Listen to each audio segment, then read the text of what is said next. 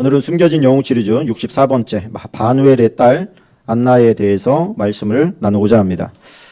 성탄절을 앞둔 마지막 주죠. 대강절 마지막 주인데 특별히 오늘 안나를 통해서 하나님께서 우리에게 주고자 하는 메시지, 그리고 또 그 안나의 영광이 있습니다. 이 안나의 영광을 우리가 좀 한번 생각해 보려고 합니다. 이 여인에 대해서는 많은 정보가 있지는 않습니다. 오늘 보니까 아셀 지파 바누엘의 딸 안나라는 선지자, 이렇게 세 분류로 나눠서 한번 생각을 해보려고 합니다. 일단은 아셀 지파라 그럽니다. 아셀 지파는 우리가 야곱의 아들 중에 한 명이지요. 기쁨이라고 하는 그런 뜻을 가지고 있습니다. 시간이 가면서 아셀 지파가 역사의 무대 뒤로 사라지게 됩니다. 없어져요. 아셀 지파가 존재하지 않는 것처럼, 원래 없었던 것처럼 등장하지를 않아요. 그런데 이 안나라고 하는 선지자를 통해서 아셀 지파를 다시 드러내고, 그 아셀 지파에서도 이 안나와 같은 선지자가 있었다, 여선지자가 있었다, 그렇게 하면서 아셀 지파의 면을 좀 세워주는 것 같은, 그 영광을 좀 세워주는 것 같은 그런 느낌을 제가 받습니다. 또 하나는 바누엘이라고 하는 사람이에요. 안나의 아버지입니다. 바누엘은 히브리어 브니엘에서 왔습니다. 헬라적 표현이거든요. 브니엘이라고 하는 것은 야곱이 그 약복강에서 천사와 씨름한 후에 그 하나님의 얼굴이라는 뜻이거든요. 하나님의 얼굴을 뵙는 것 같다, 뭐 이런 표현을 하는데, 브니엘이라고 하는 것은 하나님의 얼굴이라고 하는 뜻인데, 이 아셀 지파의 문명의 어떤 부모님은 그의 자녀의 이름을 브니엘이라 바누엘 이렇게 지어 놓았다라고 하는 것은 그 부모가 신앙이 있었구나, 이렇게 우리가 좀 생각을 해볼 수가 있습니다. 그리고 또 하나는 안나는 구약의 한나를 말하는 거예요. 한나가 헬라적 표기로 바뀌면서 안나 이렇게 바뀐 겁니다. 근데 이 여인이 하는 일이 뭐였느냐? 성전을 떠나지 않고 그 안에서 봉사하고 기도하면서 80평생을 살았다, 뭐 이런 얘기입니다. 이 여인을 가만히 보니까 결혼한 후에 7년 동안 신혼생활을 하고 결혼생활을 하고 남편이 죽어요. 그런데 재혼을 하지 않고 그 이후로 84년 동안을 성전에서 보냈다, 이 얘기예요. 그 당시에 결혼 정년기를 보면 15세에서 16세입니다. 15세에서 16세인데 15살에 결혼을 했다고 치면 22살일 때 이제 사별을 하게 된 거예요. 그 안에 자녀가 있었던 것도 같습니다. 성전에서 계속 머물렀던 걸 보니까. 그런데 그 이후로 다시 제가하지 않고 끝까지 하나님의 성전에 머물면서 기도와 봉사하는 삶을 살았더라, 그 얘기예요. 이 모습을 보면서 진짜 대단하다. 그렇게 보면 안나는 지금 100세가 넘은 거예요. 100세가 넘은 노 할머니 선지자예요. 그 할머니가 와가지고 이분이 그분이야, 이렇게 이야기를 해주는 겁니다. 오늘 보니까 100세 넘은 할머니가 어떻게 걸음이나 제대로 걷겠습니까? 간신히 이렇게 걸어 나와가지고 시몬이 지금 할례를 받으러 온 예수님을 부여잡고 울면서, 하나님 약속을 지켜주셔서 감사합니다. 하나님께서 내가 죽기 전에 메시아를 보내주신다고 하더니 이 아이를 보게 하시니, 이 메시아를 만나게 하시니 너무 감사합니다. 그러면서 그 앞에서 통곡하고 눈물을 흘리고 있는데, 이 안나라는 할머니가 와가지고 예수님을 보면서 이분이 그분이라고, 이분이 온 이스라엘이 열망하던 그 메시아라고 이렇게 함께 증언을 해준 거예요. 여러분, 이게 얼마나 기가 막힌 장면인지 우리는 한번 생각해 볼 필요는 있습니다. 왜 그러냐면 할례를 받으러 오는 어린 아이들은 세고 셌어요. 그냥 어쩌다 한 명 오는 그런 게 아니고, 할례 받으러 오는 사람이 그냥 길게 줄 서 있을 수도 있어요. 그때는 애를 많이 낳는 시대였기 때문에 애들이 뭐 수시로 오는 그런 상황 가운데서 어떻게 딱 집어서 저분이 메시아다, 이거 어떻게 알겠습니까? 그것은 뭐냐면 성령께서 가르쳐 주신 거예요. 저분이 그리스도다, 저분이 그리스도야 라고 하는 성령의 음성을 밝히 들을 수 있는 영의 귀가 열려 있었다. 노인 시므온이라는 사람도 그렇고 안나라는 100세 넘은 이 할머니도 그렇다. 제가 이 모습을 보면서 이 두 노인 양반이 정말 엄청난 일을 해냈구나, 그런 생각이 드는 거예요. 그러면서 나이가 들어도 기도는 하나님의 역사를 만들어내는데 조금도 차질이 없구나. 할렐루야. 규모가 있는 교회에서는 이게 나이 드신 분들이 기도하러 많이 옵니다. 기도에 대한 중요성을 깨닫고, 또 이제는 다 은퇴하고 이제 거동도 많이 불편해지고, 이런 분들은 교회에서 그냥 살면서 그냥 거기서 기도하고 잠도 주무시고 교제도 하고 또 찬양도 하고 그러면서 교회 안에서 이렇게 안나처럼 시간을 온전히 보내는 것도 참 아름다운 일이다. 그런 생각이 들더라고요. 그런데 오늘 한번 생각을 해봅시다. 이 사람이 22살 때 과부가 됐어요. 과부가 됐는데 그렇다고 한다면 여러분 당연히 그 다음 순서를 어떻게 생각하는 게 맞습니까? 재가를 생각을 하든가 아니면 고향으로 돌아가서 남편과 사별했습니다. 그리고서 다시 제2의 뭔가를 생각을 해야 되잖아요. 근데 이 사람은 눌러 앉았어요. 성전에 눌러 앉았어요. 성전에 눌러 앉았다는 걸 우리가 한번 생각을 해볼 때에 이 여인은 제사장과 결혼한 여인이구나 이렇게 한번 생각을 해볼 수가 있습니다. 그리고서 아셀 지파의 역사를 이렇게 보니까 아셀 지파에서 장점이 하나 있는데 뭐냐면 미인들이 그렇게 많이 났다는 거예요. 미인들.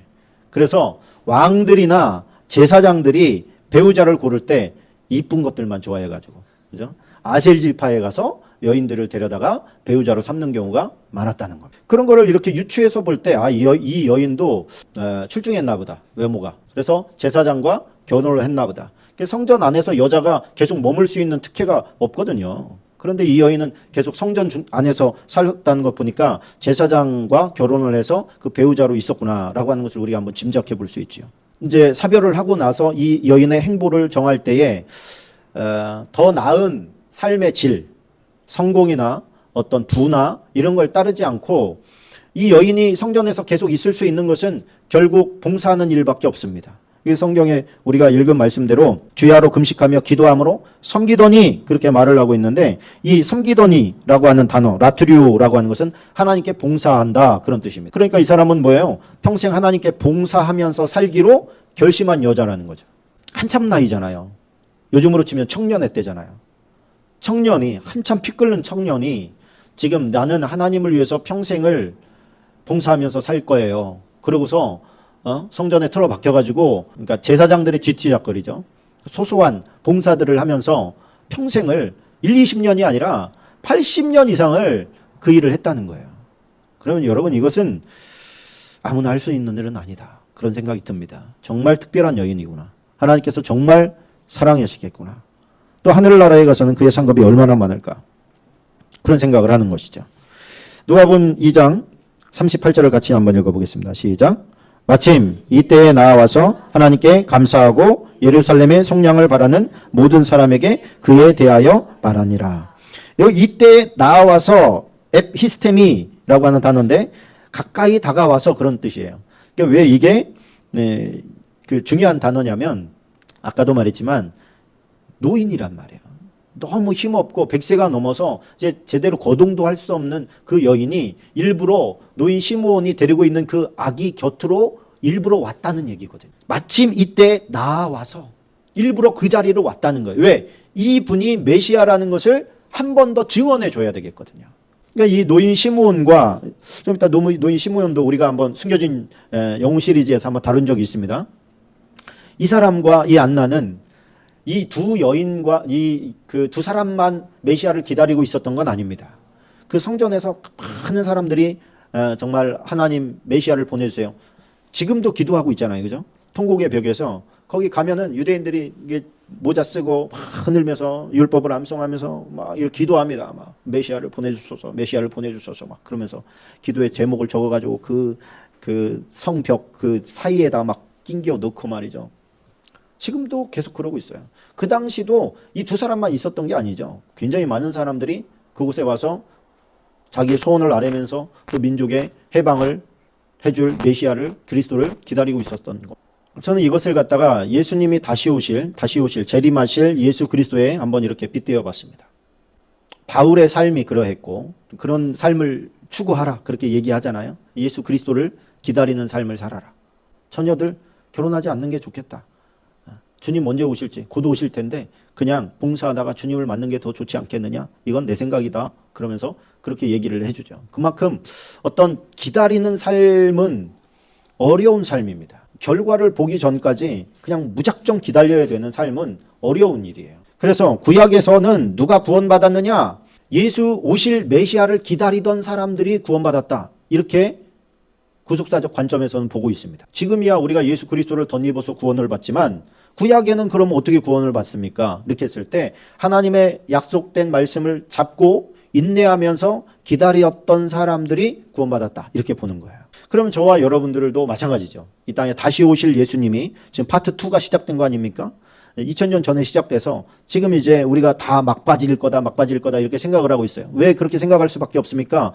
하나님께서 우리에게 제시하신 퍼즐이 맞아떨어지기 시작하기 때문에 그렇습니다. 지금 온 세상에 복음이 전파되고 있습니다. 거의 다 전파됐습니다. 예루살렘에 백투 예루살렘에서 다시 예루살렘으로 복음이 가기 시작했어요.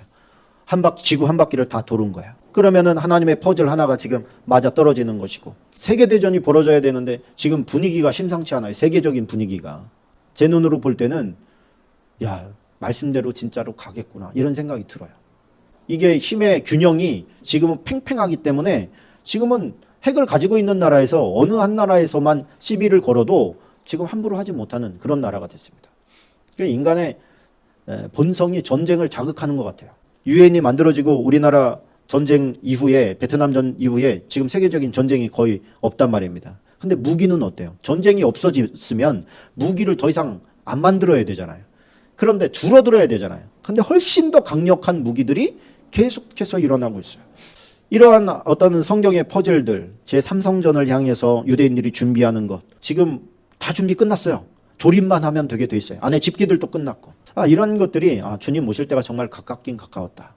그러면 성전에서 기도하던 사람들도 다니엘서에 의해서, 여러분 근거 없이 그런 게 아니고 다니엘서에 의해서 그 날들을 계수하면서 이때쯤 되면 하나님께서 보내주시겠다고 하는 그 메시아가 올 때가 됐어. 그러면서 기다렸어요.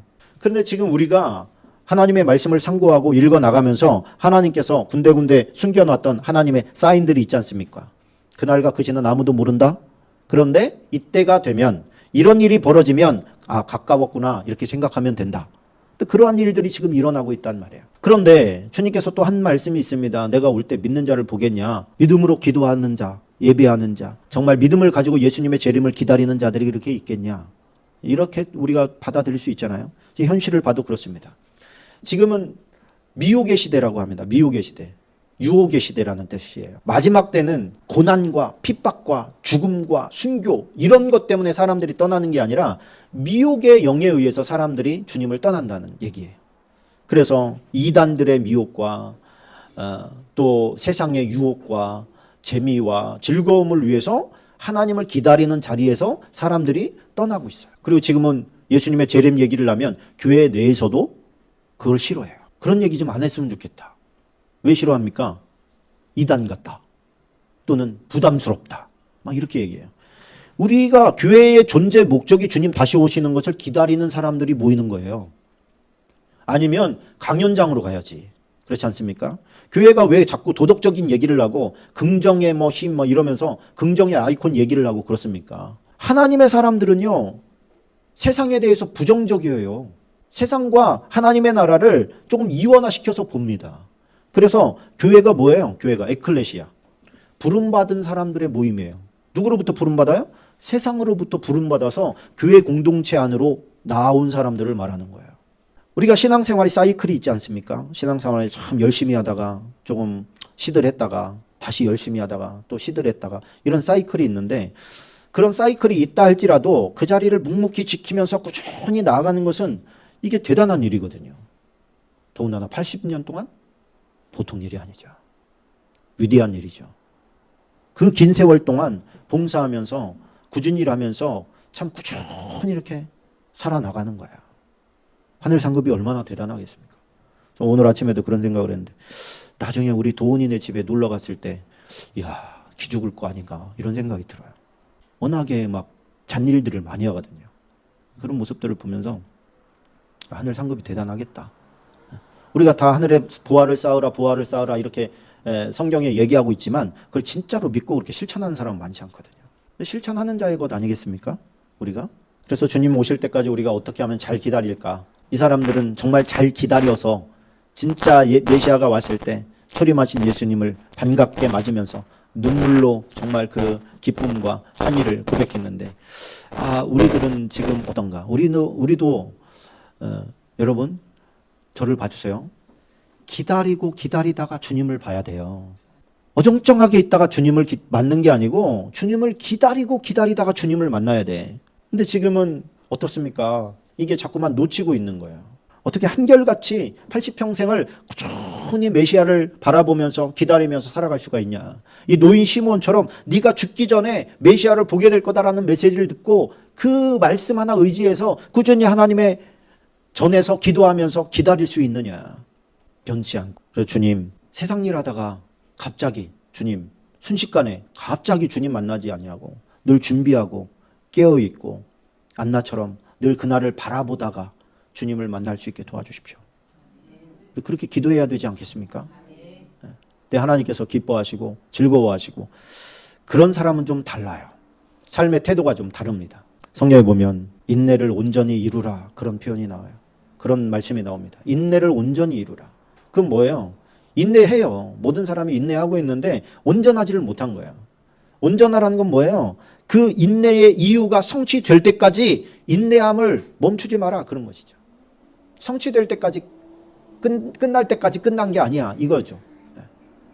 중간에 좀 쉬었다 갈게요. 내려놨다 갈게요. 조금 다시 뭐 힘을 얻고 다시 시작할게요. 이런 게 아니고 꾸준히 가는 거예요. 꾸준히. 변함없이 성실하게. 이 안나의 삶을 통해서 저는 정말 성실하고 충성하게 일관되게 하나님 곁에 있는 게 뭔지를 보게 됩니다. 변치 않는 마음, 성실한 마음, 성실한 신앙 태도. 이것이 우리에게도 있어야 되지 않겠습니까? 기다리면 어려운 일입니다. 예수님께서 승천하시면서 500여 형제에게 보였어요. 형제만 500명이에요. 그러면 적어도 2만 명 정도에게 적어도 2만 명에게 보여주셨다는 거예요. 그러면서 내가 성령을 보내줄 때까지 너희는 예루살렘을 떠나지 마라 얘기했어요. 그런데 그렇게 많은 사람들이 예수님이 죽었다가 살아난 것을 보고도 열흘 동안을 못 기다려가지고 열흘을 못 기다려서 성령이 강림하는 것을 보지 못한 사람들이 많아요. 120명 봤어요. 120명. 그렇다면 이 땅에 있는 사람들, 크리스천들의 삶의 모습 속에서도 우리가 모두 다가 다 예수님의 재림을 기다린다. 예수님이 다시 오실 날을 기다린다. 마라나타, 주 예수의 오시옵소서. 그렇게 말은 하지만 진짜 마음 중심으로 내가 예수님을 기다리고 있는가? 이 질문 앞에 서면 저조차도 부끄럽습니다. 내가 하나님 앞에서 정말 성실을 다하면서 이 안나처럼 일평생을 주를 위해 살겠다고 헌신하고 이 길을 가고 있는데 내가 정말 중간에 정신 팔지 않고 온전하게 정말 안나처럼 살고 있나? 이런 반성이 됩니다. 저와 여러분도 우리 모두가 다 이 자리에 있지만 끝까지 있을 수 있는 사람들 되시기를 축원합니다. 그래서 주님이 오실 때에 잘했다, 잘 기다렸다, 착하고 충성된 종이다 이런 인정과 사랑을 받는 저와 여러분 되시기를 주님의 이름으로 축원합니다. 우리 함께 기도하겠습니다.